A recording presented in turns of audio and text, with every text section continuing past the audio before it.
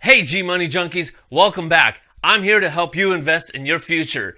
Now we're getting closer to the reason why you need to invest your money. Today, we're going to talk about money supply and money velocity so that you will understand. Yes, this is totally interesting stuff. No, it is totally relevant.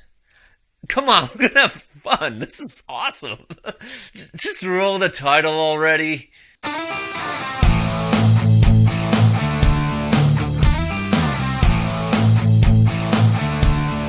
Now you've heard of inflation, right? No, not that kind of inflation. No, not that kind of inflation either.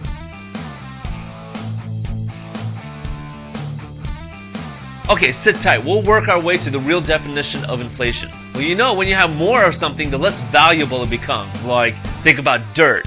Dirt is not very valuable because you and I got some in our backyard. And nobody's going to accept dirt as payment. But gold. There actually isn't much gold in the world. You think there's a lot, but if you took all the gold that's been mined in the world and you divided it so that each person had an equal amount, everybody would have less than an ounce of gold. So the lack of gold supply actually makes it extremely valuable. Previously, we had talked about how our labor, our time, our skills, and our resources go into making products. And those products are traded for money. And luckily, money is not unlimited, because if it was unlimited, it would be worthless. So that's why they chose gold as money. Now we have a concept called base money supply. This is simply how much of the physical money that we have in this world. Whether it's shiny gold, or grubby paper money.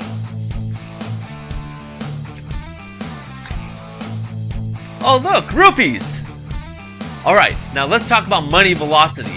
This is how fast that base money supply runs through the economy. If I'm letting go of my money to buy products, I'm increasing the money velocity. If I'm saving my money, then the money velocity actually slows. Let's talk through an example. Bob, Jill, and Dino, they live on a deserted island. And they all have $1 in their pocket. So what's the base money supply of the island? Right, it's $3. So on the first day, everyone buys something from another person and trades their $1 for that new product. So that day, everybody spent $1, and yet everybody made $1. So a year goes by, and over the course of that year, they do this 2,000 times each. They buy 2,000 products each for a total of 6,000 products. So in 1 year, everyone spent $2,000 and everyone made $2,000. But wait a minute, there's only $3 in the economy. Yes, and that is money velocity. This is where you take the base money supply and multiply it by the velocity. Now let's take a quick pit stop and talk about gross domestic product, or GDP. Lord, I hate acronyms.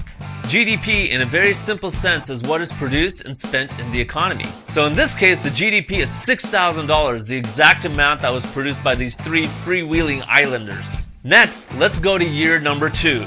The economy slows, and everyone only buys 1,000 products. So the GDP drops to $3,000 for the year, right? 1,000 products each times 3 people times $1 each, so $3,000. Now the government says this is not a good thing because we might lose the next election, so we gotta do something quick. So the smart politician with no economics education comes up with this idea, and he thinks it's totally brilliant. Let's print $2 per person and give it to them. So now everyone on the island has $3, and suddenly they feel richer, and all 3 people on the island are willing to pay just a little bit more to get that product. And this leads to higher prices. So this is an extreme example. Let's say those 3 people buy those same 1,000 products in the second year. But now that they have more money, they're willing to pay up to $3 each. So the GDP jumps up to $9,000. Well, from the $6,000 from year 1, that's a 50% increase. Even though everyone only bought 1,000 products. Hey, mission accomplished. I'm voting for that guy next year. Now this was an extremely simplistic example, but what just happened here was inflation. Now everyone thinks inflation is rising prices. Actually, inflation is a rising money supply, and each dollar that you have is worth less than the year before. Inflation is the increase in the money supply the money velocity, or both? Now, rising prices is just a symptom or a side effect of inflation, and people call this price inflation, but the actual money inflation is just the increase of money supply. Now, the reverse of this process is called deflation. In a deflationary environment, your loans become harder to pay, people lose jobs, and everyone generally feels poorer. So what does this mean for you? Well, just stay tuned for the next episode. I'm JeeMoney. Thanks for watching.